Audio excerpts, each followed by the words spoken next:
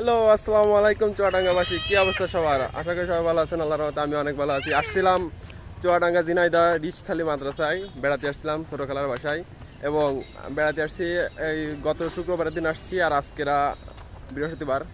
প্রায় এক সপ্তাহ হয়ে গেছে। এক সপ্তাহ পরে আজকে ফিরতেছিলাম। ফেরার সময় আমরা আছি এখন ট্রেন স্টেশনে আছি, দেখতে পাচ্ছেন চুয়াডাঙ্গা রেল স্টেশনে আছি। আর এবং চুয়াডাঙ্গা রেল স্টেশনে আইসে আমাদের সাথে একটা কাহিনী হয়ে গেছে।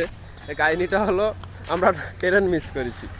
আমাদের 9টার সময় ট্রেন ছিল এবং আমরা আসতে আসতে ট্রেনটা মিস করেছি। আসছি আর ট্রেন মানে আমরা রেল স্টেশনে আসছি, ওই যে দেখতে পাচ্ছেন ওই পাশে রেল ক্রসিং, ওইখানে আসলে ট্রেনটা মিস করেছি।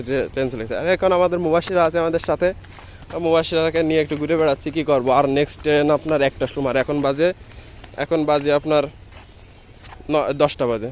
9টার সময় ট্রেন মিস করেছি, 10টার সময় আবার 10টা বাজে, এখনও 3 ঘন্টা বসে থাকতে হবে 1টার সময় ট্রেন।